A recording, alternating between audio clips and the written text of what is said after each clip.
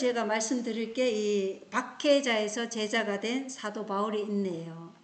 지금 계속해서 지금 인물에 대해서 성경에 나오는 그 전기를 지금 계속해서 말씀드리는데, 우리가 에녹이나 노아, 그리고 침례 요한, 사도 요한, 그 다음에 다니엘, 그리고 오늘 이제 사도 바울에 대해서 이제 볼 건데, 제가 이제까지 인물에 대해서 연구하면서 이렇게 설교 준비하는 중에 사도 바울이 사실은 가장 내용이 많아요.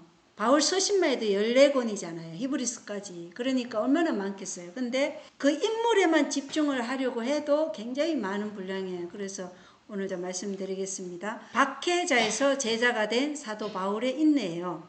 그럼 오늘 우리가 사도 바울을 통해서 뭘 배우냐? 물론 박해자였던 이 사울이 제자가 되면서 변화된 제자의 모습을 보지만, 그 사도 바울 안에 마지막 남은 무리, 남은 성도가 가져야 할 그 인내를 우리가 볼 수 있다는 것입니다. 그래서 계시록 14장 12절에 남은 무리의 마지막 백성들이 반드시 가져야 될 게 뭐예요?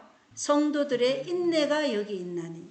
그래서 아무리 하나님의 계명과 예수의 믿음을 지키고 예수의 증거를 가지고 있어도 인내가 없이는 우리가 이 마지막 환난을 견디기가 힘들다는 거예요. 그래서 사도 바울을 보면서 그 인내가 무엇인지 우리가 배우게 될 거예요. 거기에 집중하면 좋겠습니다. 그래서 사도 바울은 다메섹에서 부활한 예수님을 만난 후에 그리스도인들을 핍박하던 박해자에서 이방인들을 위한 위대한 복음 전도자이자 마지막 순교자로서 삶을 완전히 바꾼 인물이에요. 그죠? 그리고 사도 바울은 부르심의 상을 받으려고, 그 상은 뭐예요? 영생이라는 상이에요. 그리스도와 함께 영원히 사는 그 상을 받으려고 표대를 향하여 좌로도 뒤로도 우로도 쳐다보지 않고 오직 앞을 향해서 나아갔어요. 그러한 정신, 이러한 것들이 남은 무리들로서 우리가 가져야 할 정신이라는 거예요. 오직 표대를 향해 인내로 끝까지 달려간 순교자였어요. 우리가 사실은 가장 많은 순교자들은 어디에서 나올 것 같아요? 처음에 늦은 비를 받은 이 제7환식 예수 재림교회 안에서 순교자가 저는 제일 많이 나올 거라 생각이 들어요. 그렇게 순교당하고 죽음을 당하는 그들을 보면서 많은 타 교파에서 이제 늦은 비를 받고 큰소리 외침에 동참할 사람들이 있는 것이죠. 그래서 큰소리 외침은 처음엔 누가 시작하냐면 SDA에서 시작이 돼요. 왜요? 구원은 유대인에게서 예루살렘에서부터 시작한다고 했기 때문에. 그래서 율법의 보관자인 SDA에서 먼저 나와요. 그리고 이제 타 교파들에서 마지막 큰소리 외침은 소수의 재림교인들과 타 교파들이 함께 연합해서 할 거예요. 근데 많은 타 교파 사람들은 이 1월 짐승의표를 받고 그들과 사상을 함께 할 것이지만, 어쨌든 마지막 남은 무리로서 우리 성도들이 반드시 가지고 있어야 할 것이 성도들의 인내라는 것입니다. 그래서 오늘은 그 사도 바울 이 인물을 보면서 어떤 인내를 사도 바울이 했는지, 그리고 그 인내가 우리가 지금 살아가는 삶에서 어떻게 우리 삶에서 경험돼야 하는지, 여기에 우리가 좀 생각을 머릿속에 두면서 이제 말씀을 보면 좋겠습니다. 자, 교육책 64쪽에 보면 다소 사람 사울은 이방 도시에서 태어나 로마의 시민이었다. 그는 혈통을 보나 평생 동안 받은 교육, 애국심, 신앙을 보나 완전한 유대인이었다. 그는 예루살렘에서도 가장 고명한 학자들 문화에서 교육을 받고 조상 대대로 전해 내려오는 율법과 간섭에 따라 훈육을 받았기 때문에 그의 조국에 대한 자부심과 이에 따른 편견이 대단하였다. 율법으로는 흠이 없을 정도의 사도 바울이었으니까 그는 청년의 때 이미 사내들인의 존경받는 의원이 되었어요. 사울이 결혼했을까요? 안 했을까요? 사도 바울은 미혼이에요. 결혼을 안 했을 가능성이 커요. 왜냐하면 이미 청년의 때 사내들인의 존경받는 의원이었기 때문에. 원래 사내들인 의원은 결혼을 해야지만이 돼요.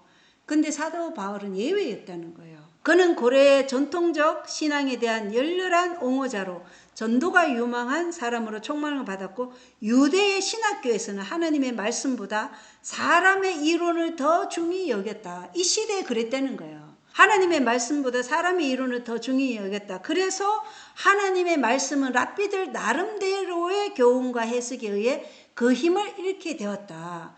그래서 예수님이 초림하셔서 12제자를 선택할 때 누구를 선택하지 못했어요? 이 랍비들을 선택할 수 없었어요. 그들은 이 허름한 옷을 입은 이 예수에게서 배울 마음이 없었어요. 그리고 그들에게 의가 너무 자기 의가 많았기 때문에 예수님의 의가 필요 없었어요. 그리고 그들은 이 하나님의 말씀에다 자기의 신학적 이론을 거기다 갖다 붙였기 때문에, 순수하지 않았기 때문에 그들을 사용하실 수 없어서 누구를 썼어요?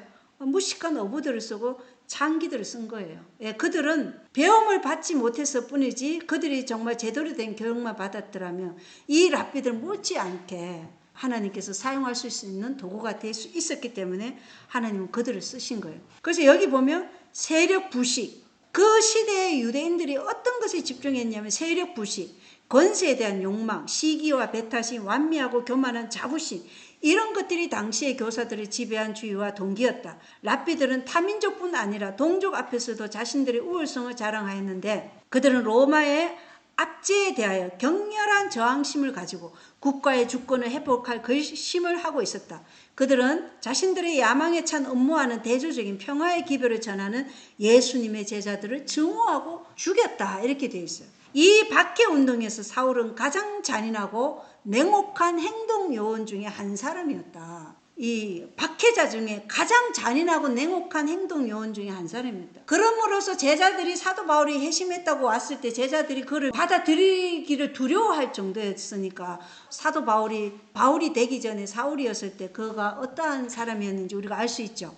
그래서 이게 애굽의 군사학교에서 무력의 법칙을 배운 것이 모세에게는 품성에 깊은 영향을 받은 것처럼 사도 바울이 이 유대 신학교에서 받은 이 교육이 그의 정신을 완전히 압제하고 있었기 때문에 그가 이렇게 사단의 매개체가 될 수밖에 없었던 거예요.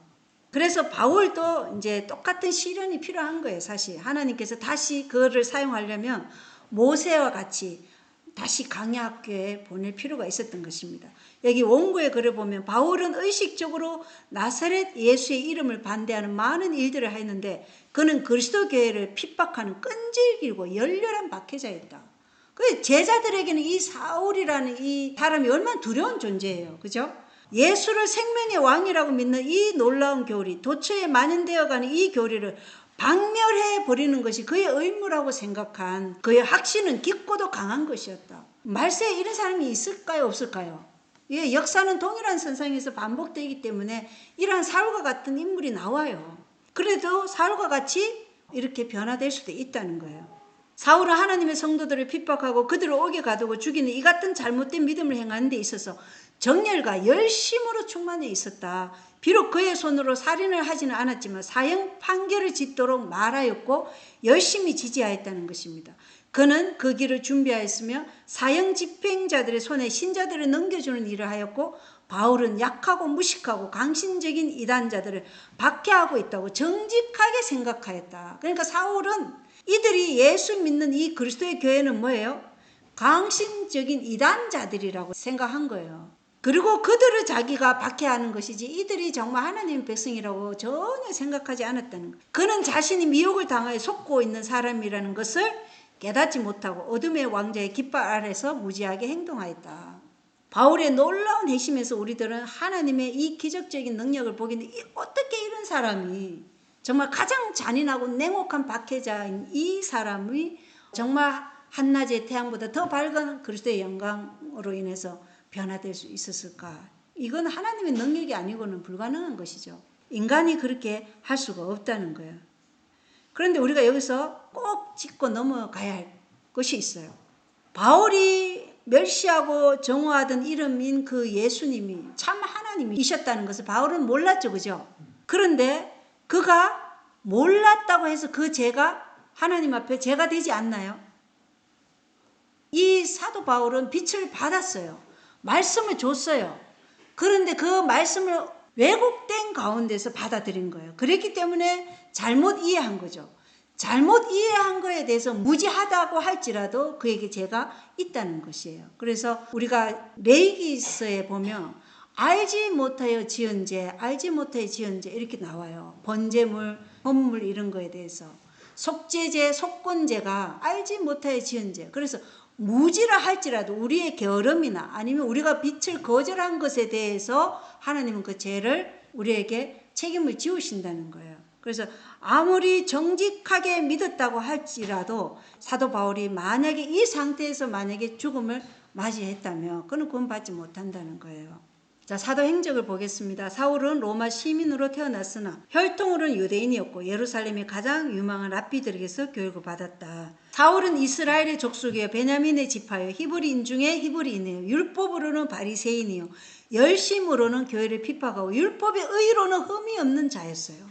빌립보서 3장 5절 6절에 나오자는 거죠. 랍비들은 사울을 크게 유망한 청년으로 간주하고 그가 유능하고 열심히 있는 고대 신앙의 옹호자라는 큰 희망을 품고 있어요. 그는 사내들인 공의의 회원으로 등용되어 권세 있는 자리를 차지하게 되었고 사울은 스데반을 신문하고 판결하는 데 중요한 역할을 하였어요. 하나님께서 그 순교자와 함께 하시는 뚜렷한 증거를 보고도 사울은 예수를 따르는 사람들을 반대하는 데 있어서 그가 신봉했던 그 사업의 정당성을 의심하게 되었어요. 그러니까 사도 바울이 정말 가장 잔인하고 냉혹한 핍박 박해자였는데 이제 스데반이 돌에 맞아 죽는 그 광경을 보고 아 이게 진짜 내가 신봉했던 이 신앙이 맞는가? 그때 의심이 살짝 들었어요. 왜 그랬을까요? 스데반의 얼굴에 뭐가 나타났어요?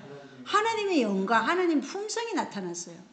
하나님의 영광은 하나님 품성이잖아요. 스데반이 죽으면서 뭐라 했게요? 저들의 죄를 사하여 달라고 그랬어요. 저들이 알지 못하여 저리 한다고. 그게 누구의 기도였기 때문에 예수님의 기도와 똑같다는 거예요. 그래서 그 하나님의 영광을 받다는 것은 그의 말이 예수 그리스도의 품성을 그대로 나타냈기 때문에 사도 바울이 이제 의심을 하게 된 거예요. 왜냐? 그의 스데반의 그 말과 얼굴에서 하나님의 영광을 보일 때 큰 깊은 감동을 받았다는 거예요. 그래서 그는 당황하여 그가 그들의 지혜와 판단을 온전히 신임했던 사람들에게 호소한 거예요. 이게 진짜 맞느냐. 그런데 그 랍비들이 뭐라 했어요? 스데반은 신성 모독자요. 순교한 제자가 전파한 그리스도는 협작꾼이다. 네, 그래서 스데반은 신성 모독자고 그리스도는 협작꾼이다. 이렇게 얘기한 거예요. 거룩한 직분을 가지고 봉사하는 자신들이 틀림없이 옳다는 제사장들과 간원들의 주장을 수긍하였다는 것입니다. 이게 무엇에 대한 효과인지 아십니까? 이게 교육의 효과예요. 그 당시 유대인들이 어디 가서 교육을 받아요? 이집트에 있는 알렉산드리아 그 영지주의 학교에 가가지고 교육을 받아와가지고 자네들은 의원도 되는 거예요. 그러니까 이게 교육이 그렇게 무서운 거예요. 그래서 우리가 왜 예언의 신의 교육개혁을 말하면서 아이들을 세상에 그리스도를 가르치지 않는 학교에 보내지 말라. 왜냐하면 그것은 몰렉 신에게 자녀들을 바치는 것이라 이렇게 말했을까요? 바로 이 교육의 효과가 바울을 하나님의 권능으로 일하는 이 제자들을 가장 냉혹하고 잔인하게 핍박하는 박해자로 하게끔 한 게 이 교육의 효력이었다는 거예요. 그래서 교육이 중요한 것입니다. 자, 초기 문지 199쪽에는 사울은 스데반을 돌로 치는 일에는 가담하지 않았으나 그의 죽음에 동의하였다.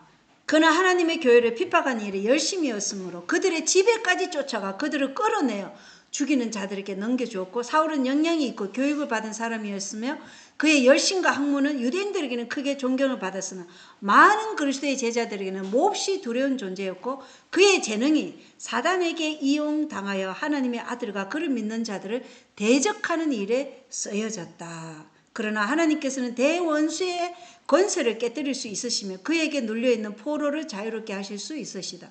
그리스도께서는 그의 이름을 전파하고 그의 제자들을 고문시켜주기 위하여 택한 그릇으로 사울을 선택하시고 스데반의 자리를 채우게 하셨다. 이렇게 얘기하시는 거예요. 사울의 불신은 정직한 것이었으나 용납될 수 없는 것이라고 예언의 신은 분명히 말씀하고 있어요. 진리를 거역하는 마음은 모든 사물을 왜곡된 빛 가운데서 보기 때문에 원수의 올가미에 걸려서 사실은 사물을 보되 원수의 빛 가운데서 보기 때문에 이렇게 되는 거예요. 그래서 우리가 오르나 이슬을 가지고 이렇게 얘기하는 분들을 보면 그들의 마음이 원수의 올가미에 걸려서 사물을 보고 원수의 빛 가운데서 보기 때문에 사실은 그 오류가 오류로 안 보이고 뭘로 보여요? 진리로 보이는 거예요. 그런데 그가 정직하게 그것을 믿었다 할지라도 그것은 용납될 수 없다는 것입니다. 왜냐하면 하나님은 우리에게 모든 기별을 주셨기 때문에 우리가 열심으로만 한다 그러면 하나님은 그 모든 빛을 사람들을 통해서 아니면 설교를 통해서 아니면 책자를 통해서 우리에게 빛을 다 비추고 계시기 때문에 그래요. 그리고 또 천연계가 하나님의 사랑을 보여주고 있어요. 초기문제 200쪽에는 사울은 남녀를 불문하고 예수를 전파하는 자들은 잡아서 예루살렘으로 끌어오기 위하여 다메섹에 있는 여러 해당에 보내는 공문을 가지고 이제 그곳을 향하여 가고 있어요. 스데반이 죽고 난 다음에. 그리고 사울이 그렇게 갈 때 악한 천사들은 그 주위에 같이 가면서 좋아하고 있는 거예요. 그래서 우리가 정말 우리 주위에 우리가 악을 행하고 악한, 아까 우리가 이제 본능적인 이런 품성이 나올 때 누가 우리 주위를 진치는 거예요? 악한 천사들이. 그래서 선한 천사가 우리 가정에 올 수가 없는 거예요. 그래서 우리가 함부로 말을 뱉으면 안 되는 거죠. 이제 그때 이제 예수님이 나타났어요. 나타나셔가지고 사울아 사울아 내가 어찌하여 나를 핍박하느냐. 그랬을 때 사울이 주여 니시오니까. 그러자 주께서는 나는 네가 핍박하는 예수라. 그러니까 사울은 두려워 떨면서 주여 무엇을 하리까. 사도 바울은 참 어떻게 보면 핍박하는데도 열심이지만 돌아서는데도 굉장히 단순하게 돌아선다는 것을 볼 수 있어요. 예. 왜 예수님은 네가 나의 제자들을 핍박하고 있다 이렇게 얘기하지 않고 네가 누구를 핍박한다 그랬어요? 나 예수를 핍박한다 이렇게 얘기했어요. 왜 그러냐면 예수님은 우리와 동일시하기 때문에 그래요.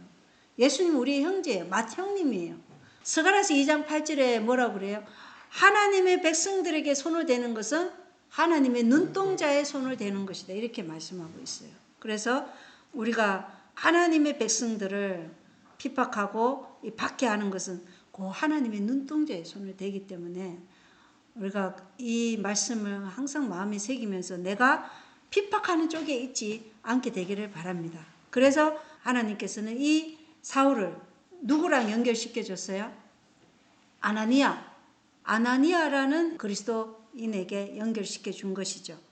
그때는 아직까지 그리스도인이라는 말은 안디옥에서부터 나왔기 때문에 아직까지는 그리스도인이라는 말이 없었지만 어쨌든 예수님의 제자인 아나니아랑 연결시켜 줬어요. 그래서 항상 하나님께서는 새로운 사람을 등록하며 교회와 연결시켜서 그 교회의 권위와 조화롭게 일할 수 있도록 연결시킨다는 것을 우리가 명심해야 되겠죠.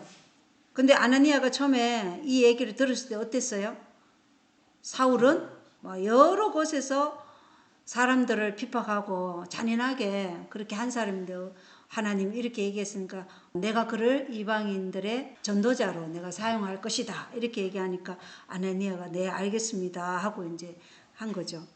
자, 원고에 있는 글을 보면 진리를 거절하는 마음은 여기 나오잖아요. 그죠? 진리를 거절하는 마음은 왜곡된 빛 가운데서 모든 것을 보게 된다. 그의 지성은 확실히 원수의 업무 속에 매여 있으며 원수의 빛 가운데서 사물을 볼 것이다. 그는 하나님의 권고보다는 사람의 의견을 받아들이기로 하였다. 그도 메시아를 가리켜 보이는 예언들을 가지고 있었지만 없는 게 아니죠. 있어요. 그도 메시아를 가리켜 보이는 예언들을 가지고 있었지만 랍비들의 말과 사람들의 말을 더 좋아하였다. 사울 자신의 지혜로는 하나님도 예수님도 몰랐다. 그래서 우리가 아무리 세상에 많이 배운 사람일지라도 참된 고등교육은 하나님을 아는 지식이에요. 그죠? 그래서 지식의 시작은 하나님을 아는 것이 이게 지식의 시작이고 지혜가 위로부터 오기 때문에 아무리 세상에서 많이 공부했어도 하나님 모르면 그는 어리석은 자라고 얘기하는 거예요. 성경은. 그래서 사울 자신의 지혜로는 하나님도 예수님도 몰랐다는 것입니다. 그가 잘못 판단한 것을 용서받을 수 있다고 변명하지 않았어요. 그는 거짓된 양심이 받은 인상을 성실하게 따라감으로써 그가 저지른 잔인한 행동을 하나도 변명하지 않았다는 것입니다. 그래서 사도행전 102쪽에는 사단보다 더 능력이 크신 분께서 사울을 택하셔서 순교한 스데반을 대신하여 당신의 이름을 위하여 전파하고 고통을 당하게 하시고 당신의 피를 통한 구원의 기별을 멀리 그리고 널리 전하도록 하실 것이었다. 그래서 마지막 큰소리 외침을 위해서 하나님께서 사용하실 사도 바울과 같은 인물들이 앞으로 타 교단 안에서도 많이 나오게 되길 사실은 우리가 기도해야죠. 그리고 우리가 지금 마지막으로 이렇게 기별을 나누고 하는 것도 정말 하나님께서 준비하신 7,000명 또는 하나님께서 지금 준비시키고자 하시는 그런 분들에게 이 말씀들이 다 전해지기를 바라는 것이죠. 그래서 그런 분들이 정말로 이러한 일이 있을 때 이제 나올 수 있는 분들이겠죠. 그래서 타 교단에서 이러한 일들이 지금 일어나고 있어요. 바울의 생애 34쪽에 보면 그는 그의 몸에 그리스도의 영광의 흔적을 언제나 가지고 다녔으니 그의 눈은 하늘의 빛으로 침침하게 되었다 이렇게 얘기하고 있어요. 여기 편지에 있는 글을 보면 바울은 신체적으로 고통을 가지고 있었고 그의 시력은 나빴다. 그는 열렬한 기도로 그 어려움을 제거할 수 있다고 생각하였지만 주께서는 목적을 가지시고 말씀하시기를 이 문제를 내게 더 이상 말하지 말라. 내 은혜가 내게 족하도다. 이렇게 말했어요. 왜 하필이면 이방인들의 선교사로 부름을 받은 사도 바울의 눈을 그냥 싹 이제 고쳐주시지. 왜 다메섹에서 봤던 그 영광의 빛으로 눈이 어두워졌는데 거기 살짝 비늘만 벗겨주시고 약간 침침하게 왜 그렇게 했을까? 우리는 그런 의문을 가지잖아요. 그게 하나님의 목적하신 바가 있어요. 고린도후서 12장 9절에 그렇게 말씀이 되어 있잖아요. 그분께서 내게 이르시되 내 은혜가 네게 족하도다. 나의 강한 능력은 약한 데서 완전해지느니라. 그래서 사도 바울이 그러한 상태일지라도 그 안에서 역사하시는 능력은 엄청나게 강력한 능력임을 하나님께서 보여주기 위해서 그랬다는 것입니다. 그래서 그러므로 내가 오히려 크게 기뻐한다. 사도 바울은 그렇게 얘기했어요. 내가 이러한 불편한 몸이 가지고 있을지라도 내가 이 일을 하는 것이 아니라 누가 하는 거예요? 예수의 능력이 내 안에서 역사하는 것은 너희들이 보지 않냐 이렇게 말하는 거예요. 예, 그래서 어느 누구도 하나님 앞에 내가 한다는 이러한 자기 자랑을 하지 못하도록 하나님께서는 그렇게 하신다는 것입니다. 그래서 이것은 그리스도의 권능이 내 위에 머무르게 하려 함이라 이렇게 고린도후서 12장에 기록되어 있어요. 그래서 사도 바울은 인간적인 약점이 항상 있지만 그의 사역이 그 자신의 능력으로 하는 것이 아니라 오직 육체에 가시는 이 사울이 자신의 능력을 의지하지 않고 겸손하게 그리스도의 능력을 의지하도록 하나님께서 그렇게 하셨다는 거예요. 감사한 일 아니겠어요? 만약에 사도 바울이 눈이 멀쩡해가지고 자신의 능력을 의지했다면 그가 나중에 어떻게 되겠어요? 배도할 수 있는 길로 갈 수도 있는 거예요. 그래서 하나님의 은혜와 능력 가운데 사는 것이 오히려 눈이 맑은 것보다 약간 침침해도 그게 우리에게는 값진 선물이라는 거예요.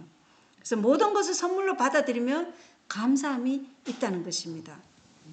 자, 원고의 글을 보면 바울은 그가 해방하던 그분의 영광으로 인하여 육체적으로는 눈이 멀어버렸지만 그것은 그로 영적 시력을 갖도록 하기 위함이었고, 여기 그 이유가 나오죠. 육체적으로 눈이 멀었지만 영적 시력을 갖도록 위함이었고 그의 식별력을 둔화시키고 마비시켜버린 혼수 상태로부터 그를 일깨우기 위함이었다. 그는 자신의 무기력하고 소망 없는 상태를 그를 용서하실 수 있고 의로 옷 입힐 수 있는 유일한 분이신 그리스도께 다 맡겨버렸다. 그래서 사도 바울은 그렇기 때문에 자기 자신을 온전히 그리스도께 맡길 수 있었다는 거예요. 이게 감사한 것이죠. 그래서 우리가 부족한 거 많아요. 그죠? 그러나 이 부족함이 우리를 온전히 그리스도께 맡기고 그리스도의 능력을 의지하는 수단이 될 수 있다는 것입니다. 그래서 부족한 것도 어떻게 돼요? 우리에게 부족한 것도 감사할 수 있다는 것입니다. 그래서 갈라디아 2장 20절에 그리스도께서 내 안에 사시느니라.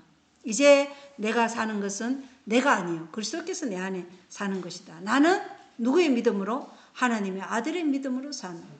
내가 그리스도와 함께.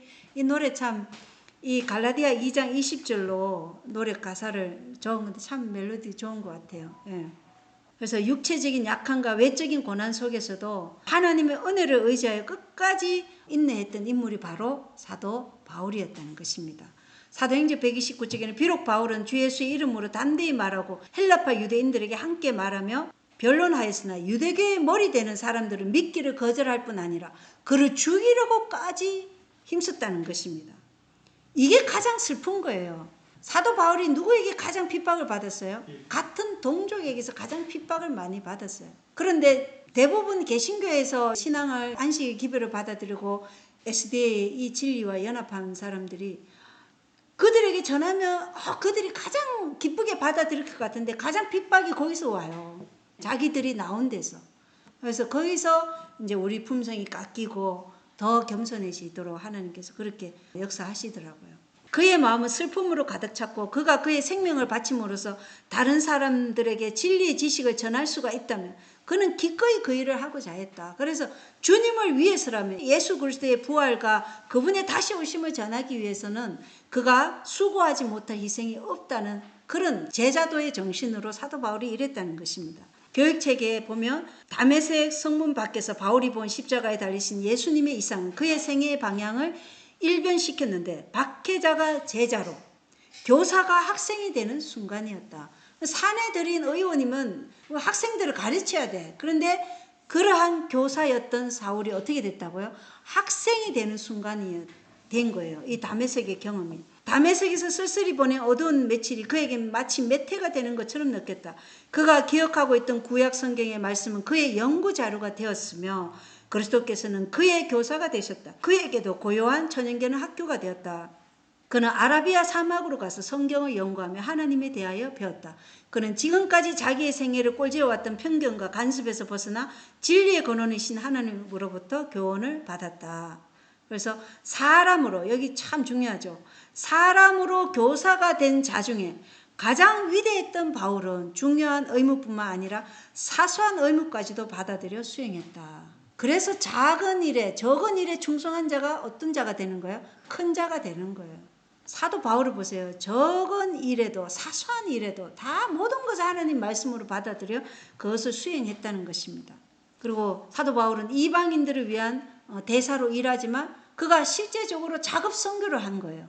자기가 천막 만드는 일을 통해서 자기가 돈을 벌여서 함께 일하는 동역자들을 같이 먹이고 그랬단 말이에요. 사도 바울이 유일하게 돈을 받은 것은 빌립보 교회밖에 없어요. 나머지는 다 자기가 작업 선교한 거예요. 그리고 바울은 천막 만드는 일 중에서도 고급 분과 일을 한 거예요. 그래서 이 고급 분과를 익혔는데 이 일은 자금 회전이 빠르지 않았대요. 자금 회전이 늦어서 이 사도 바울은 아주 근금 전략으로서 생활했다는 것입니다. 이게 사도행전에 다 나오는 말씀이에요. 자, 초기 문집에 보면 믿지 않는 유대인들은 사단의 유혹을 받아 다메섹 성문을 밤낮으로 지켰는데 이는 바울이 나갈 때 그를 즉시 죽이기 위함이었다. 그러나 바울은 유대인들이 자기 생명을 노리고 있다는 말을 듣고 제자들의 도움을 받아 밤에 강주리를 타고 성 밖으로 내려갔다. 유대인들은 그들의 시도가 실패로 돌아가자 한편 부끄럽기도 하고 한편으로는 화가 나서 견딜 수 없었다. 이렇게 사단의 목표는 실패로 돌아갔고 그 후 바울은 예루살렘으로 올라갔다. 그래서 아까 다메섹에서 사도 바울이 바로 어디로 갔어요? 아라비아 사막으로 갔다 그랬잖아요. 그래서 모세처럼 사도 바울도 아라비아 사막에서 3년을 하나님의 말씀과 씨름한 거예요. 구약 성경을 다시 연구하면서. 그러면서 3년을 보내고 3년 후에 어디 오냐면 여기 갈라디아 1장 17절에 나오는 예루살렘에 있는 제자들에게로 온 것이에요. 그리고 제자들의 모임에 끼어보려고 했는데 제자들이 어땠어요? 바울을 두려워했어요. 3년이 지났는데도 불구하고. 그러자 이제 누가 중개 역할을 한 거예요? 바나바가 사도 바울이 다메섹에서 예수님을 만나고 그리고 아라비아에서 연구하고 이렇게 왔다 이런 얘기를 하는 거예요. 그래서 사단이 유대인들을 또 충동하여서 바울을 없애고자 하였으므로 예수께서는 그에게 예루살렘을 떠나라고 명하셨어요. 그리고 사도 바울이 어디로 갔어요? 다소 길리기아에 가서 한 10여 년을 거기서 보내요. 그리고 이제 나중에 바나바가 안디옥 교회의 교사로 바울을 데리고 오는 것이죠.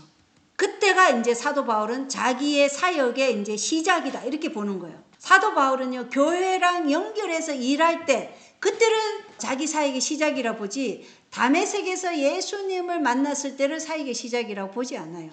이게 우리가 타 교파에서 이 SDA로 넘어오신 분들이 가져야 할 때 정신이에요. 교회정은 상건에는 예수께서는 의무에 대한 보다 넓은 지식을 위하여 그를 교회에 속한 당신의 일꾼들에게로 보내신다. 그래야 그분은 당신의 조직된 교회를 인정하시고 권위를 부여하신다. 그리스도께서는 계시하시고 확신시키는 일을 하셨다. 이제 바울은 진리를 가르치도록 하나님께서 임명하신 자들에게서 배울 입장에 놓였다. 그리스도께서는 확신시키는 당신의 선택된 종들에게 보내심으로 그를 당신의 교회와 연결시키셨다. 교회와 연결시키셔서 사도 바울이 함께 일하도록 한 것이에요. 그래서 이러한 것들이 다른 교파에서 저희가 잘 보는 월트 바이츠 박사님도 가톨릭 신자였고 그분은 진화론자 교수였어요. 그런 분이 다니엘서 요한계시록 연구하고는 이 재림교회로 들어와서 정말로 열심히 연구해서 지금 재림교회 목사님이 되셨고 또 많은 분들에게 복음을 전해요. 남아공에서. 그렇게 돼야 되는 거예요. 함께 연결해서 일해야지 자기 혼자 독립적으로 마치 한 지붕에 두 가족이 있는 것처럼 자기 따로 이렇게 분리된 상태에서 뭔가를 독단적인 위치에 서서 일하려고 하면 반드시 그게 좋은 결과가 나지 않을 수 있어요. 자, 교회정은 5권에는 바울은 자기 자신을 방어하고자 않았다는 것입니다. 그는 그리스도 예수께서 죄인을 구원하시려고 세상에 임하셨다 하였도다. 죄인 중에 내가 개순이라고 선언하기를 주저하지 않는다. 예. 그래서 우리는 항상 내 죄가 가장 크게 보여야 돼요. 그래서 다른 사람한테는 친절하고 간대하되 아무리 악한 사람일지라도 그 사람한테는 간대하고 친절하게 대하라 그래요. 그러나 나한테는 어떻게 해야 돼요? 나 자신에게 할 때는 냉혹한 비판의 정신을 나한테는 가지라는 거예요. 내가 지금 예수의 정신을 가지고 있는지. 그런데 우리는 대부분 반대로 하죠. 다른 사람한테는 가혹하게 또 비판하면서 나한테는 아주 간대해요. 아이고 내가 이쯤 그럼 이 정도 하는데 뭐 괜찮겠지 이렇게 한단 말이에요. 근데 그게 바뀌어져야 된다는 거예요. 그래서 진정으로 회개하는 자는 그의 모든 죄를 하나님 앞에 가져간다는 것이에요. 만일 우리가 우리 죄를 자백하면 하나님은 미쁘시다는 게 신실하시다는 거예요. 신실하시고 의로워서 우리 죄를 사하시며 모든 불의에서 우리를 깨끗게 하실 것이요. 그래서 우리는 아까 우리가 어떤 기도를 해야 된다 그랬어요? 죄를 용서함 받기 위한 기도, 그리고 성령을 위해 기도하고 그리스도의 품성을 위해서 기도해야 되고 하나님의 사업을 할 수 있는 지혜와 능력을 간구하는 기도를 해야 된다. 그래서 우리는 먼저 우리 자신의 죄를 하나님께 자복해야 돼. 그래야 우리의 죄책에 어떤 것이 기록돼요? 용서라는 기록이 있어야 우리가 다 죄 사함을 받는 거예요. 그래야 죄가 도말이 된다는 것이에요. 자, 리벤 헤럴드에 보면 그때에 죄는 그 참 흉악성을 드러냈다. 선행과 공로를 더 이상 자신에게 돌리지 않았고, 누가요? 바울이요. 그랬다는 거예요. 자신이 어떤 선행과 공로를 해도 그것을 자신에게 영광을 돌리지 않았다는 거예요. 분수 넘게 자신을 더 높다고 생각하던 버릇을 거치고 모든 영광을 하나님께 돌렸다는 것입니다. 그는 더 이상 큰 자가 되겠다는 야망을 갖지 않았고 복수심을 버렸다는 거예요. 그리고 비난과 멸시와 무시당함에 대해서도 민감하지 않게 되었다. 자, 우리는 비난과 멸시와 무시당함에 민감해요, 안 해요? 네, 저도 민감해요.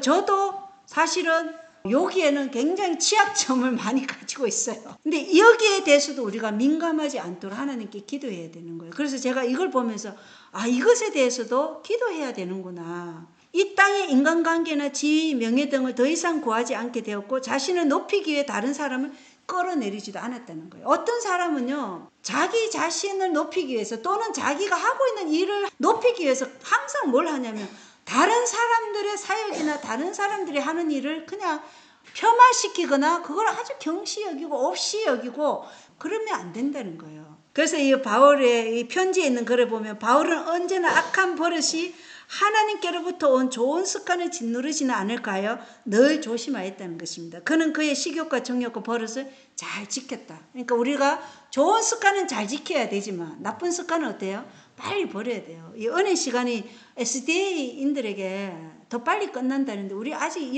저도 이게 민감한 이런 재성을 가지고 있으면 안 되잖아요. 그죠? 빨리빨리 우리가 그리스도의 품성으로 우리 마음에 온전히 반영되기를 많이 기도해야 될 것 같습니다. 보건교육자에 보면 바울은 가는 곳마다 하늘의 고상한 분위기를 몸에 지니고 갔다. 그와 접촉하는 사람들마다 그가 그리스도와 함께 있는 위력을 느낄 수가 있었다. 자기가 전하는 진리와 일치한 생애를 했기 때문에 바울이 전하는 말씀에는 위대한 능력이 있어 사람들을 설득시킬 수 있었다. 진리의 힘은 바로 여기에 있는 것이다. 자, 여기 보세요. 진리의 힘은 어디에 있다는 것이에요? 자기가 전하는 진리와 자기의 생애가 일치할 때 여기에 진리의 힘이 있다는 거예요. 그렇지 않습니까? 그죠? 목사님이 설교는 너무 좋게, 근데 집에 가보면 자녀를 때리고 아내를 핍박하고 이런다면, 그걸 안다 그러면 얼마나 거기서 괴리감이 느껴지겠어요. 그러면 안 된다는 거예요. 그러면 복음의 그 능력이나 복음의 가치가 그 목사님이 하는 행동 때문에 어떻게 되겠어요? 잃어버림을 당하는 거예요. 그렇게 해서 하나님께 욕돌린다는 것입니다. 그래서 우리는 그렇게 하면 안 된다는 거예요. 우리가 보고 믿는 바가 우리의 생애에서 일치되도록 날마다 우리 자아를 굴복해야 된다는 것이에요. 그래서 그런 것들이 일어날 때 저도 이렇게 말씀을 전하기 때문에 말씀과 일치하지 않는 이렇게 행동이 나오고 그러면 양심의 가책을 느끼고 하나님께 회개하게 되는 거죠. 부지 중에 자연히 나타나는 거룩한 생애에 감하는 사람들에게 그리스도 교회에 대한 호감을 갖게 하는 가장 위대한 설교라는 거예요. 그래서 우리가 뭐 설교 뭐 아무리 잘해도 삶이 그게 안 되면은 그거는 하나님께 욕 돌리는 것이지만, 삶이 부지 중에 그 거룩한 생애 속에서 그리스도가 나타나면 그게 가장 위대한 설교라는 거예요. 이러한 설교가 우리의 삶 속에서 할 때 사람들이 우리에게 예수 그리스도께로 인도되고 전도하는 것이죠. 그게 올바른 전도예요. 바울의 마음은 죄인에 대한 사랑으로 뜨거워져서 그는 온 힘을 영혼 구원하는 사업에 바쳤다. 극기와 인내에 있어서 바울보다 더 월등한 일꾼은 아직 없었다. 아직 없었대요. 마지막에는 있을까요? 있겠죠. 성도들의 인내가 여기 있나니 말씀하셨으니까. 그래서 마지막 남은 백성 14만 4천이는 극기와 인내에서 바울보다 월등한 일꾼이 나올 거예요. 그건 하나님의 완전한 샘플이 나와야 되니까. 그래서 그런 인물들이 되기 위해서 우리가 지금 사도 바울의 이 극기와 인내를 우리가 연구할 필요가 있다는 것이에요. 자, 리벤 헤럴드에는 바울이 설교할 때 웅변적 스타일로 하는 것은 그의 습관이었어요. 그런데 그가 어떻게 아테네에서 이것을 시도해 보였어요. 아덴에서. 아덴은 스콜라 철학, 뭐 온갖 철학들이 많은 곳이에요. 뭐 금욕주의, 또 금주, 또 어떤 학파는 뭐 케라 이런 걸 추구하는 그런 학파들이 있었어요. 그러니까 여기는 완전히 뭐 온갖 철학들이 이렇게 이 도시에 있는 곳이에요. 아테네는. 근데 거기에서 이제 바울이 너희가 알지 못하는 신, 그 신에 대해서 내가 설명해 주겠다 하면서 웅변에는 웅변으로, 철학에는 철학으로, 논리에는 논리로 대처했지만 그가 바라는 성공을 거뒀어요? 못 거뒀어요? 못 거두었어요. 죄인들의 죄를 깨닫게 하고 회개하게 하려면 하나님의 영께서 그의 사업에 개입하셔서 모든 영적 발전을 거룩하게 해야 하는데, 그 거룩하게 하는 일은 하나님의 아들의 살과 피를 먹고 마셔야지만 되는 거예요. 그러면 설교에서 아무리 웅변과 철학과 논리로 할지라도 거기에 뭐가 없으면, 하나님의 아들의 살과 피를 먹고 마시지 않으면 그건 불가능하다는 거예요. 그래서 이 웅변에서 사도 바울이 몇 사람을 건졌어요? 여기 리븐 헤럴드 보면 그의 웅변적인 설교에 귀를 기울인 큰 회중 가운데 믿음을 받아들인 사람은 단지 3사람뿐이었다. 그때부터 사도 바울은 어떻게 했다고요? 단순한 복음만 전하기로 결심하였다. 결심한 거예요. 그래서 아테네 설교 이후에 사도 바울은 자신의 지혜를 의지하지 않고 오직 주 예수님만 자랑하고 주 예수님과 십자가의 도만 선포하기로 결심한 거예요. 우리의 삶 속에서도 이게 우리가 가장 중심적이고 핵심적으로 우리가 전해야 될 설교는 그리스도와 그분이 달리신 그 십자가예요. 이거를 전하지 않으면 사람의 마음은 절대로 변하지 않아요. 십자가에 흘리신 그분의 피와 그 말씀에 관해서 우리가 전파할 때만 사람들이 변화된다. 그래서 우리가 이 선포할 때 내가 무엇을 먹어야 돼요? 글쎄 피로 내 죄가 피뿌림을 받아야 돼요. 뿌림을 받고 죄를 용서함 받은 그 마음에서 우러나오는 사랑의 조언을 할 때 그 영혼이 구원을 받는다는 것입니다. 자, 원고에 있는 글 보면 그는 더 이상 자신은 어렵다고 생각하지 않았고 율법으로 생각과 행동과 영을 정죄하였다. 그가 박해해 왔던 구세주가 없이는 그는 스스로를 완전한 죄인으로 보았다. 그래서 의로운 자는 없나니 로마서 3장 10절에 단 한 사람도 없다. 그래서 우리는 예수 그리스도의 그 피의 공로가 없으면요, 우리는 어느 누구도 의롭게 될 수가 없는 존재예요. 청년 지도자에 보면 하나님의 인자하심을 알고 그분의 자비에 자기 자신을 의탁하였다. 죄를 회개한 것을 지적하고 죄에서 해방시켜 주시기를 탄원하였다. 그래서 하나님의 영은 우리에게 자유함을 줘요. 그죠? 자유함이 있으려면 우리는 반드시 뭐에서 해방돼야 돼요? 죄에서 해방돼야 되는 거예요. 그래야 자유함이 있어요. 그래서 우리가 정말로 이 죄에서 해방되려면 첫 번째 뭐가 있어야 돼요? 우리의 결단하는 이 결심이 있어야 돼요. 의지를 하나님께 의탁하는 이 결단이 있어야 되고, 그 다음에 우리의 삶 속에서 계속해서 자아부정의 삶이 있어야 되고, 이 자아부정의 삶뿐만 아니라 우리의 헌신적인 노력도 함께 필요하다는 거예요. 예. 시대의 소망에 보면 비판을 받지 아니하려거든 비판하지 말라. 자신을 다른 사람보다 낮게 생각하거나 자신을 그들의 심판관의 자리에 두지 말라.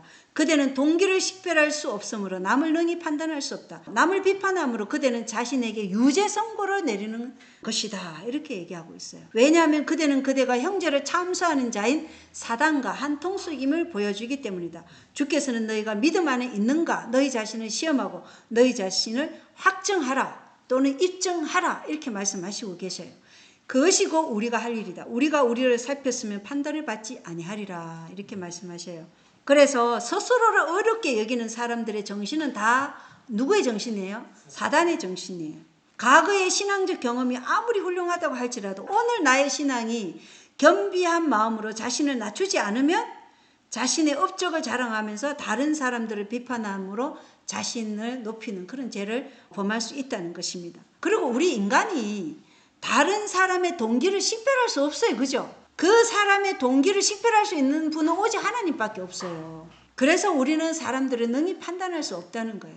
그래서 여기 고린도전서 11장 31절에 만일 우리가 우리 자신을 판단하려 하면 판단을 받지 아니하느니와 이렇게 얘기하고 있어요. 그러니까 우리 자신을 판단한다는 건 뭐예요? 내 자신에게는 냉철하고 가혹하게 해도 된다는 거예요. 내가 지금 예수 안에 있는가 없는가 이거는 우리 자신을 철저하게 살펴보라는 거예요. 그러면 우리는 하나님 안에서 사는 것이 되기 때문에 그렇습니다. 자, 보험교육자에 보면 바울은 그리스도의 일꾼으로서 자기에게 맡겨진 책임과 만일 신실치 못하여 사람들이 멸망하게 되면 하나님께서 그 죄를 자기에게 국문하실 것을 잊지 아니하였다. 만일 우리가 이 기별을 알고도 우리가 사람들에게 전하지 않으면 어떻게 해요? 사도행전 20장 26절에 모든 사람의 피에 대해서 내가 책임이 있는 거예요. 내가 전하지 않은 것에 대해서. 근데 사도 바울은 자기가 알고 있는 모든 것을 밀레도에서 에베소 장로들을 불렀을 때 내가 너희에게 무엇이든 다 말해줬다 이렇게 얘기하는 거예요. 그럼으로써 모든 사람의 피에 대해서 내가 깨끗하노라 이렇게 말할 수 있었던 거예요. 그래서 우리가 모든 사람의 피에 대해서 내가 아는 사람에 대해서 또 내가 알지 못하는 사람일지라도 깨끗하게 되려면 우리가 알고 있는 이 모든 것을 나누는 삶이 돼야 된다는 거예요. 그래서 초기 문제 보면 악인들이 멸망당할 때 7 재앙 때 믿었지만 악인의 대열에 있는 사람 이렇게 멸망이 종말이 빨리 올 줄 몰랐다 이렇게 얘기했어요. 그러니까 그 옆에 있는 사람이 당신은 알고 있었냐 이런 일들이 일어날 것을. 그러니까 나는 알고 있었다 이렇게 얘기한 거예요. 근데 왜 알고 있으면서 나한테 얘기 안 해줬냐 이렇게 말하는 거예요. 그러면 그 알고 있어서 말을 안 해준 사람이나 또 듣지 못한 사람이나 같이 멸망당한다는 거예요. 그래서 우리가 그 사람의 피에 대해서 우리가 깨끗하게 되려면 우리가 알고 있는 이 모든 것을 말해줘야 된다. 그래서 골로새서 1장 25절 29절에 이 비밀은 너희 안에 계신 그리스도시니 그 영광의 소망이시니라. 우리가 그를 전파하여 각 사람을 권하고 모든 지혜로 각 사람을 가르치며 그리스도 안에서 완전한 자로 세우려 함이니 이를 위해 나도 내 속에서 능력으로 역사하시는 이의 역사를 따라 힘을 다하여 수고하노라. 그래서 우리는 교회에 사람을 앉혀놓는 그것으로 끝나면 안 돼요. 계속해서 완전함으로 나아가도록 이끌어야 돼요. 그죠? 예, 그 완전하면 어떻게 해서 얻는다고 그랬어요? 단순한 믿음으로 순종으로 따를 때 우리는 완전함을 얻게 된다. 이렇게 분명하게 말씀되어 있어요. 그래서 완전하게 완전한 자로 세워지려면 우리가 진리의 말씀으로 순종함으로 계속적인 성화의 삶을 살아가야 된다는 것이에요. 그래서 크신 교사 그리스도의 지도하심을 받고 날마다 그리스도의 학교에서 가르침을 받는 자들은 누구나 완전함에 도달할 수 있다는 것입니다. 그리고 가르침을 받는다는 것은 계속적인 가르침에 우리가 순종함으로 나아가는 것이에요. 자, 바울의 생애에 보면 사도들은 뜻대로 언제나 이적을 행할 수 있었던 것은 아니었어요. 이적을 행할 수 있는 것도 주께서는 그의 사업의 발전이나 그 이름에 합당한 영광이 돌아갈 때에만이 이 특별한 능력을 그의 종들에게 허락하셨다. 이렇게 얘기하신 거예요. 그래서 사도 바울이 루스드라에서 발이 허약한 사람을 고쳤더니 어떻게 됐어요? 그 도시 사람들이 어떻게 했어요?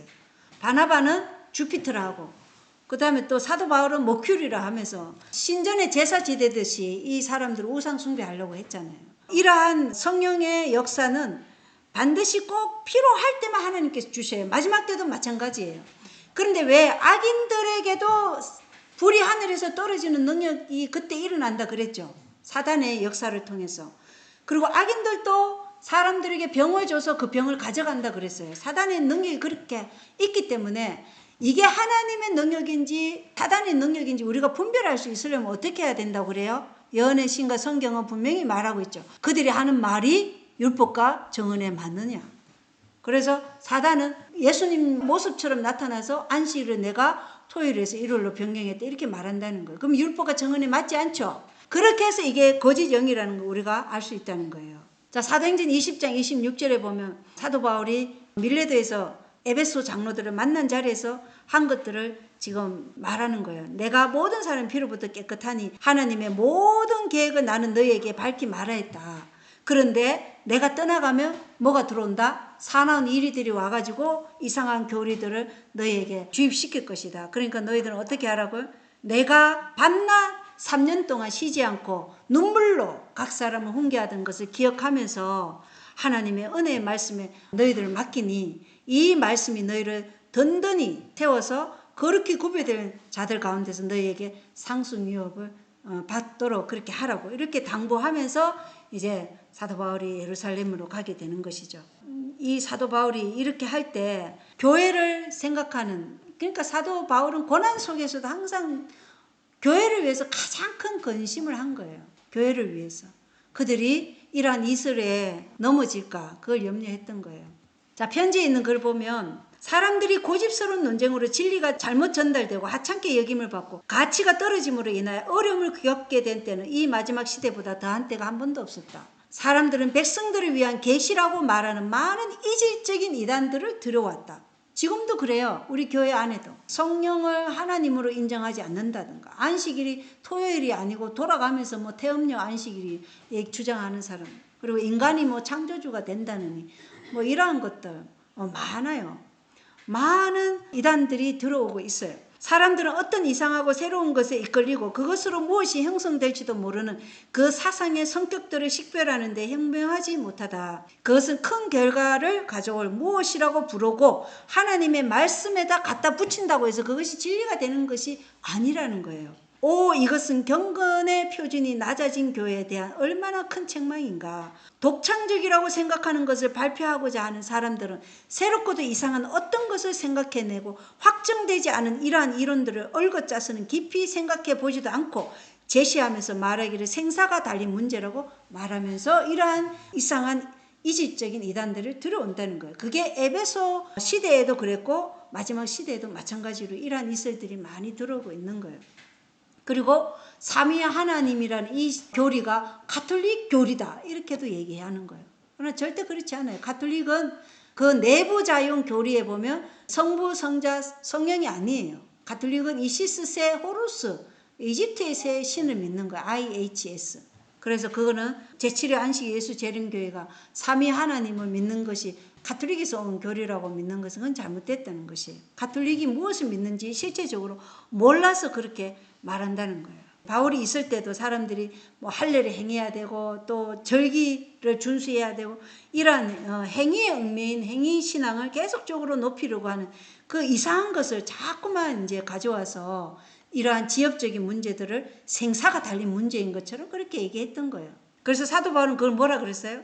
다른 복음이라 그랬어요. 너희가 어찌하여 이렇게 빨리 다른 복음으로 넘어가느냐 이렇게 책망했죠. 바울의 생애에 보면 교회 안에서 성경의 진리들이 그것을 받아들이는 사람들을 성화시키지 않고 있다는 가장 강력한 증거는 신자들이 몇몇 좋아하는 목사들에게 집착되어서 다른 교사들의 가르침을 받거나 은혜를 받지 않으려고 하는 것이다. 그래서 많이 어떤 사람들이 몇몇 목사들에게 집착되어서 다른 교사들의 가르침을 받거나 은혜를 받지 않으려고 한다면 그 사람은 성화되고 있는 거예요? 안 되고 있는 거예요? 안 되고 있다고 말하고 있는 거예요. 교회는 주님을 영접한 같이 이와 같은 그리스도의 종들을 기꺼이 받아들여야 하고 그들은 목사들이 하나님의 말씀에서 그들에게 주는 교훈들로부터 필요한 모든 은혜를 받으려 해야 하지만 목사들 자체를 우상화시켜서는 안 되며 백성들 간에 종교적 인기맨이 있어서도 안 된다는 것이에요. 예, 그래서 고린도전서 1장 12절로 13절에 내가 바울파, 아볼로파, 게바파, 예수파 이렇게 그러니까 사도 바울이 뭐랬어요? 그리스도께서 나뉘셨느냐? 바울이 너희를 위해 십자가에 못 박혔느냐? 너희가 바울의 이름으로 침례를 받았냐? 이렇게 얘기하는 거예요. 책망하는 거예요. 그래서 어느 누구도 이런 종교적 인기면을 마음에 품고 있다면 그 사람은 절대 성화될 수 없다는 거예요. 그래서 그리스도 교회를 가장 위태롭게 하는 것은 세상의 반대가 아니라 신도들의 마음속에 이러한 악을 품은 것이에요. 어떤 한 사람, 어떤 사람에게 맹목적인 신앙을 고착시키고 있는 것들. 그리고 그 고착시킨 사람들은 반드시 그걸 어떻게 하려고 해요? 다른 사람들에게도 그것을 강요하는, 자꾸만 푸시하는 거죠. 그리고 시기심과 의심과 악한 추측을 품고 자신들만 어렵다는 정신으로 이렇게 편을 가르는 것이 교회를 가장 위태롭게 하는 것이라는 거예요. 그래서 이 마지막 위기 때 우리들은 제자들도 12제자였고 부족도 12부족이었어요. 그래서 이 12부족에는 여러 다양한 기질들과 하나님으로부터 받은 은사들이 다 달라요. 그죠? 그래서 우리가 하늘의 문도 그리고 기둥도 다 12개라 그랬어요. 그렇기 때문에 이 고린도전서 12장에 보면 선물은 여러 가지나, 그러니까 우리가 받은 은사, 선물은 여러 가지나 같은 성령이라 그랬어요. 그리고 직무는 달라요. 우리가 뭐 목사님, 장로님 뭐 다 다르잖아요. 직무는 다르나 같은 주 안에서 하는 거죠. 그리고 한 성령께서 자신의 뜻대로 각 사람에게 이 사람에게는 뭔 은사를 주고, 어떤 사람에는 교사의 은사를 주고, 어떤 사람은 또 설교를 할 수 있는 은사도 주고, 어떤 사람은 병 고치는 은사, 믿음의 은사, 또 통역의 은사, 이런 거 다 주는 거예요. 요리 은사 다 다르게 주는 거예요. 그런데 내가 설교만 한다 해서 설교하는 것만 최고고 다른 그냥 은사들은 다 그냥 폄하시키고 이러면은 연합이 되겠냐고요. 그러면 교회가 이끌어 나갈 수가 없는 거예요. 교회는 그러한 여러 다양한 은사들이 모여서, 그래서 교회에는 뭐가 있어야 돼요? 목사도 있고 가르치는 교사도 있고 대언자도 있어야 돼요. 그리고 복음 전도자도 있어야 되고, 이러한 여러 은사들을 하나로 형성해서 교회가 이끌려가는 것이지, 자기가 하는 일만 특출하게 이것만 해야 되고 이것만 최고다 이런 정신은 안 된다는 것입니다. 자, 정은보 이건에는 형제들이여 나는 그리스도의 사신으로서 진리에서 마음을 분리시키는 경향이 있는 이와 같은 지엽적인 문제들을 경계하라고 경고하는 바이다. 오류는 결코 해가 없는 것이 아니다. 오류는 반드시 그 열매를 맺게 되어 있다는 거예요. 결코 해가 없는 것이 아니다. 그것은 결코 성화시켜 주지 못하며, 그렇죠? 언제나 혼란과 분열을 가져온다. 그것은 언제나 위험한 것이다. 오류는 결코 사람을 성화시켜 주지 못하고 혼란과 분열만 가져와요. 그리고 그것은 언제나 위험한 것입니다. 원수는 기도로 철저히 방어하지 않고 성경의 진리로 굳게 서지 않은 사람들의 마음을 지배하는 큰 힘을 가지고 있고, 진리의 빛을 가진 자들을 대상으로 마련된 기만 속에는 수많은 유혹들이 있다. 그러므로 우리들 중 어떤 사람들에게나 안전한 유일의 길은 먼저 경험 있는 형제들의 조언을 받지 않고서는 어떤 새로운 성경 해석을 받아들이지 않는 것이다. 이게 가장 안전하다는 거예요. 그래서 내가 어떤 새로운 빛을 가지고 있다 그러면 먼저 경험 있는 형제들에게 가지고 가라는 거예요. 그 빛을. 여기 보면 그것을 겸손하고 가르침을 받고자 하는 정신으로 가져가라는 거예요. 그것을 받아들이라는 강요하는 마음으로 가져가는 게 아니라 겸손하고 가르침을 받고자 하는 정신으로, 그리고 열렬한 기도로서 그들 앞에 제시하라. 만일 그들이 그 속에서 아무런 빛을 발견하지 못하면 그들의 판단에 따르라. 왜냐하면 모사가 많으면 평안을 누리기 때문이다. 이렇게 말씀하고 있어요. 그래서 새로운 빛이라 하면서 지역적인 문제를 가지고 와서 자꾸 혼란과 분열을 일으키지 말고 이렇게 경험 있는 형제들의 조언을 먼저 받아야 되는 것입니다. 자, 바울의 생애에 보면 잿된 습관과 행실을 이긴다는 것은 쉬운 일이 아니다. 그 일은 하나님의 은혜로만 이룰 수 있는 것이지만 많은 사람들은 도움 구하기를 게을리하고 하나님의 표준에다 자신을 맞추는 대신에 그들의 결점을 무마하기 위해 표준을 끌어내리려고 노력한다. 자신의 생각이 성경과 예언의 신을 통해 올바르지 않다면 겸손히 말씀에 따라 오류를 버려야 하는 거예요. 이게 자아를 포기하는 거예요. 자아를 포기하는 일은 그리스도의 생애를 처음 시작할 때뿐만 아니라 이런 말씀의 오류가 있을 때 매 발걸음마다 사실은 거듭되어야 되는 게 자아 포기예요. 자아 부정이에요. 그래서 이 하나님의 은혜로만 우리가 이 잿된 습관과 행실을 이길 수 있는데 이거를 하지 않으려면 우리가 달리 방법이 없다는 것이에요. 바울의 생애에 보면 빌립보 사람들은 사도들의 자세와 태도에서 예수 그리스도의 종교가 어떤 정신을 가졌는지 보았다. 빌립보 감옥이 지진으로 무너졌잖아요. 바울과 실라의 노래를 찬양을 통해서. 그때 바울이 어떻게 했냐면 바울은 풀려진 죄수들을 완전히 다스려서 단 한 사람도 도망치지 못하게 한 거예요. 무너져서 죄수들의 감방문이 다 열렸어요. 그러면 죄수들은 어떻게 해서 당장 생각하고 이때다 하고 도망가야지. 그런데 만약에 그 죄수가 도망가면 어떻게 돼? 이 간수가 죽게 돼요. 그러니까 바울은 간수도 살리고 제수들도 살리기 위해서 가지 못하게 한 거예요. 그래서 이 간수가 구원을 받은 거죠. 간수와 간수의 가족들이. 그리고 사도행전 21장 21절에 보면 갈래대로 모세를, 이게 언제 일어냐면 사도 바울이 이제 3차 선교 여행을 갔다 오고 제자들에게 갔어요. 그때 뭐 문제가 있었냐면 할례를 행해야지, 절기를 행해야지 하면 구원받을 수 있다는 유대교의 그 전통의 열심인 자들이 와가지고 이제 문제를 일으켰기 때문에 이 세 번째 선교에는 어떤 일이 있었냐면 사도 바울이 이제 선교를 하고 와가지고 이제 사도 바울이 예루살렘의 총회에 참여하니까 그 유대교의 열심인 사람들이 뭐라 그러냐면 사도 바울이 뭘 행하지 않게 하냐면 할례를 행하지 못하게 하고 모세의 갈래대로 행하지 않게 한다고 말하자면은 바울을 비방을 한 거예요. 그러니까 사도 바울이 그렇게 하지 않음에도 불구하고 사도 바울을 비방을 하면서 사도 바울은 하나님의 제자가 아니다, 예수 그리스도의 제자가 될 수 없다, 이렇게 비방했을 때 야고보나 그 제자들이 사도 바울에게 뭐라고 했어요? 나실인으로 서원한 4명의 사람이 있으니까 그들을 데리고 예루살렘에 가서 뭘 하라는 거예요? 성전에 가서 네가 정결 예식을 하라, 이렇게 얘기한 거예요. 근데 사실 그 이야기는 사도 바울의 믿음으로 보면 그것은 할 필요가 없었던 거예요. 그런데 사도 바울은 어떤 마음으로 그 일을 했냐면 그의 형제들과 조화되고자 하는 바울의 큰 소망이 있었어요. 그리고 신앙이 약한 사람들에 대한 그의 친절, 그리스도와 함께 하였던 사도들과 주님의 형제 야고보에 대한 존경심, 왜냐하면 주님의 형제 야고보가 그 말을 했기 때문에, 그리고 원칙을 희생하지 아니하는 나 모든 사람에게 좋게 대하려는 그의 의도, 이 모든 것을 생각할 때 그가 지금까지 견지해온 확고하고 단호한 길에서 부득이 빗나가게 된 것은 놀랄 일이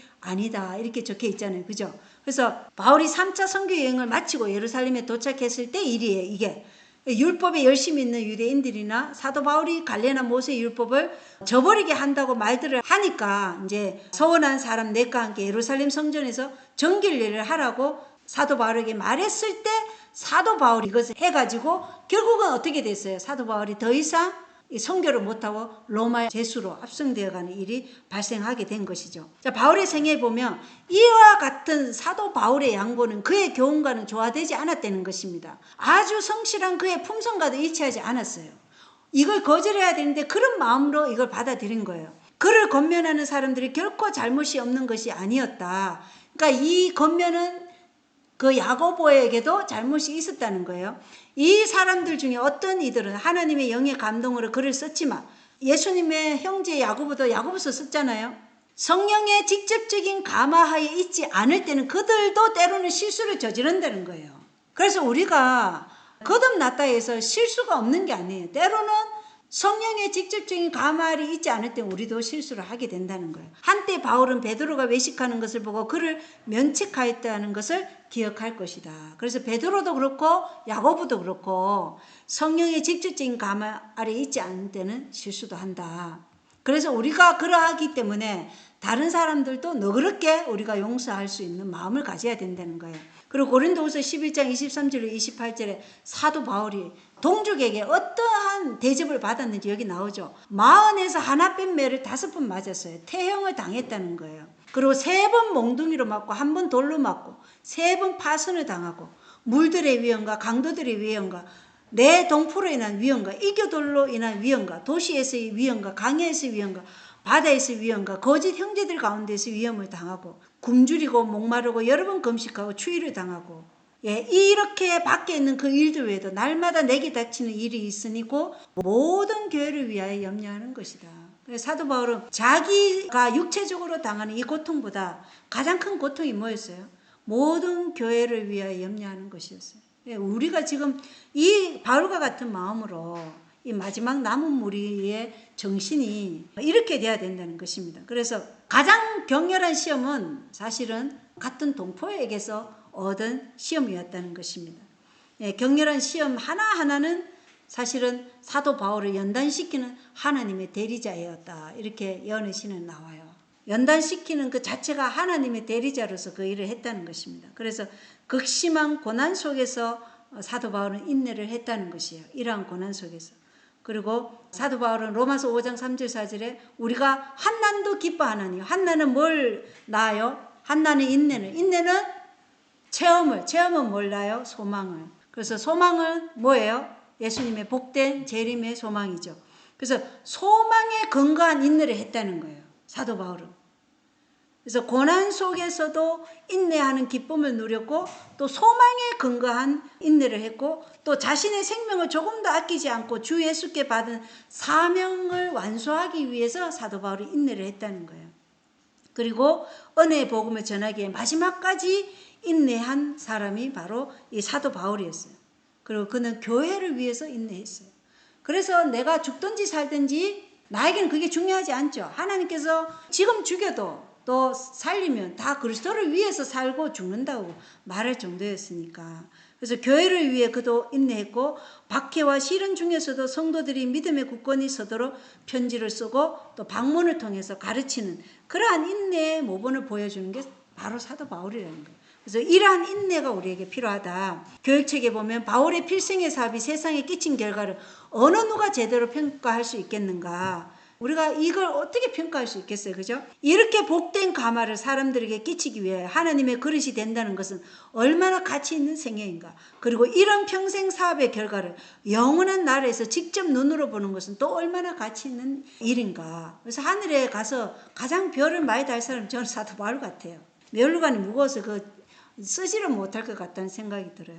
사도행적에 보면 사도 바울이 계시 중에 셋째 하늘까지 보았죠. 그러나 그가 셋째 하늘에 대해서 사람들에게 모두 말할 수 없었는데 왜? 그 말을 듣는 사람들 중에는 그의 말을 오용할 사람들이 있었기 때문에 그들의 믿음이 그만큼 받쳐주지 않기 때문에 다 말을 못했다는 거예요. 그래서 사도 바울이 다 말하지 못했던 거 우리가 하늘에 가면 그에게서 들을 수 있겠죠. 사도행적에 보면 인간의 능력이 아닌 하나님의 능력으로 기록된 이 기별들은 모든 사람이 연구해야 하고 때때로 반복함으로써 유익을 얻을 수 있는 교훈이 담겨져 있다. 그 기별들 가운데는 실제적 경건이 요약되어 있고 모든 교회에서 따라야 할 원칙들이 놓여 있으며 영생으로 인도하는 길이 설명되어 있다. 그래서 바울 서신 히브리서를 포함해서 14권에 이러한 영생으로 인도하는 길이 너무나 상세하게 설명이 되어 있는 거예요. 원래 로마서는요, 사도행전 다음에 있지 않아요. 왜 오늘날 사람들이 율법주의와 믿음으로 말미암아 의를 헷갈려 하냐면 로마서가 사도행전 다음에 와 있기 때문에 그래요. 근데 실제로는 야고보서까지 먼저 앞에 있고 로마서가 그 다음에 와 있었어요. 근데 이제 그걸 바꿔놨죠. 그래서 사람들이 이 믿음으로 말미암아 의와 행위로 말미암아 의를 혼돈하게끔. 근데 실제로 믿음으로 말미암아 의가 순종의 행위와 같이 가잖아요. 그죠? 그렇게 이제 되는데 그것을 혼돈되게끔 그렇게 해놓은 거예요. 그리고 우리가 중요하게 생각해야 되는 것은 사도 바울은 이 사도행전 내내 어느 날을 지켰어요? 7째 날 토요일 안식일에 예배를 드렸어요. 사도행전 13장 42절을 한번 보세요. 킹제임스 흠정역에 보면 유대인들이 해당을 나갈 때 이방인들은 다음 안식일에도 이 말씀들을 자기들에게 선포해 줄 것을 간청하더라 이렇게 돼 있죠. 근데 똑같은 성경절을 개혁한글에는 저희가 나갈새 사람들이 청하되 다음 안식일에도 이 말씀을 하라 하더라. 뭐가 빠졌어요? 글이 뭐가 빠졌어요? 유대인들이 그리고 이방인들은 이게 빠졌어요. 왜 그랬을까요? 이게 없으면요 7째 날이 아니게 될 수 있는 거예요. 그래서 개신교회들이 지금 이 사도행전을 보면서 뭐라고 그래요? 첫째 날 일요일을 지켰다고 얘기하잖아요. 근데 그게 아니라는 거예요. 왜? 이런 말들이 빠져있기 때문에 그래요. 근데 유대인이라고 들어가면 이게 반드시 무슨 날이에요? 7째 날 토요일 안식일이 되기 때문에 그래요. 그리고 이방인들이 이 날을 받아들였다는 것이 여기 분명하게 성경에 나와요. 그래서 우리가 킹제임스 흠정역하고 반드시 비교하면서 봐야 돼. 그런데 가톨릭 도예성서나 NIV나 RV 이러한 성경에는 이 유대인들이나 이방인들에 대한 이런 글이 다 빠져 있어요. 시대 소망에 보면 세상은 죄를 사랑하고 의를 미워하는 바 이것이 바로 세상이 예수를 대적하는 원인인 것이다. 그래서 성령의 가마에 순종하는 자들은 자신에 맞서 싸우는 반면 죄에 집착하는 자들은 진리와 진리의 대표자들에 대항하여 싸운다. 그래서 사람들이 자기 자신에 맞서 싸우지 않으면 반드시 누구와 싸우려고 그래요? 죄에 집착하는 자들은 진리와 진리의 대표자들에 대항하여 싸우는 거예요. 하나님의 백성들은 하나님과 협력하기 때문에 자기 자신과 싸워요. 그런데 세상과 함께하는 사람들은 자기 자신과 싸우지 않고 진리를 전하는 이러한 사람들과 싸우려고 한다는 것입니다. 그래서 우리는 그리스도의 임재를 항상 갈망하는 그런 가난한 심령이 되어야 된다는 것입니다. 사도행전 564쪽에 기도는 제약과의 투쟁과 그리스도인적 품성의 개발에 있어서 하늘이 정하신 성공의 방법이다. 아까 우리가 교과 시간에 잠깐 본 거예요. 믿음으로 하는 기도에 대한 응답으로 오는 거룩한 감화는 탄원자의 마음에 죄가 탄원하는 모든 것을 성취시킬 것이다. 우리는 죄의 용서를 위하여, 성령을 위하여, 그리스도와 같은 성품을 위하여, 당신의 사업을 할 수 있는 지혜와 능력을 위하여 그가 약속하신 어떠한 선물을 위해서도 간구할 수 있다. 하나님의 약속은 너희가 받으리라 이다. 그래서 우리가 기도하는 것은 우리의 제약과의 투쟁 속에서 그리스도인적 품성의 개발을 위해서 하늘이 정하신 성공의 방법이 뭐라는 거예요? 기도라는 거예요. 그리고 그 기도의 첫 번째는 죄의 용서를 위해, 성령의 충만함을 잊기 위해서, 그리고 그리스도와 같은 성품, 그리고 그리스도의 사업을 할 수 있는 지혜와 능력을 얻기 위해서 기도해야 한다. 바울의 생애에 보면 마지막 이제 바울이 사형 집행 장소로 갈 때 그를 죽이는 사람들이 이 바울의 가마력에 많은 사람들이 기독교를 받아들일까 염려해서 엄밀하게 이 일을 진행했어요. 그런데 그 중에도 그를 붙잡고 가는 사람들은 나중에 이 복음을 받아들이게 되었어요. 그를 죽이는 사람들에 대한 용서의 정신과 마지막 순간까지 그리스도에 대한 흔들림 없는 믿음은 그의 순교 장면을 목격한 사람들에게 생명에서 생명에 이르는 향기가 되었다. 이렇게 되어 있어요. 그래서 바울의 마음은 시련과 역경 중에서도 하나님께 충실하였기 때문에 이러한 믿지 않는 자들에게 생명에서 생명에 이르는 향기가 되었다는 것입니다. 실물교훈에 우리의 모든 선행은 우리 자신 밖에서 오는 능력에 달렸다. 그러므로 항상 마음으로부터 하나님을 찾는 일과 끊임없이 간절한 마음으로 죄를 통회하고 자복하는 일과 하나님 앞에서 심령을 낮추는 일이 있어야 한다. 그래서 우리가 죄 용서를 구하려면 반드시 뭐가 있어야 돼요? 항상 하나님을 찾는 일과 끊임없이 간절한 마음으로 죄를 통회하고 자복하는 일과 하나님 앞에서 심령을 낮추는 일이 있어야 된다는 것입니다. 이러한 일이 있을 때 우리는 어떤 일을 하게 돼요? 우리의 마음속에 하나님께서 하라고 하신 그 선행이 나타나는 거예요. 그래, 선행으로 우리가 구원을 받을 수는 없지만 우리가 구원받았다는 증거가 뭘로 나타나는 거예요? 선행으로 나타난다는 것입니다. 그래서 끊임없이 자신을 부인하는 동시에 끊임없이 그리스도를 의지할 때에만 우리는 안전하게 걸어갈 수 있다. 우리가 예수님께 가까이 나아가면 갈수록 더욱 똑똑하게 그분의 품성의 순결함을 볼 수 있을 것이며 더욱 분명하게 우리의 죄의 심히 가정함을 깨닫게 될 것이다. 그리하여 자신을 높이고자 하는 마음이 더욱더 없어지게 될 것이다. 하나님께서 거룩하다고 인정하는 자들은 자신의 선행을 드러내지 않을 것이다. 자신의 선행을 드러내지 않고 날마다 뭐라고 그래요? 로마서 7장 24절처럼 나는 비참한 사람이로다. 이 사망의 몸에서 누가 나를 건져내라. 죄인 중에 개수가 바로 누구라고요? 나라. 이렇게 말한다는 것입니다. 그래서 사도 바울은 예수 그리스도의 이후 가장 위대한 인내와 헌신의 본을 보여준 인물 중 하나로 묘사되고 있어요. 그래서 극심한 고난 속에서도 자기 자신에 대해 항상 죄인 중에 개순이라는 이 겸손한 마음과 인내의 정신으로 자아가 예수 안에 감추어짐으로 원수의 하살로부터 자신을 보호받을 수 있게끔 한 사람이 누구냐면 사도 바울이라는 것입니다. 이제 마지막으로 사도행전 우리 다 같이 한번 읽어볼까요?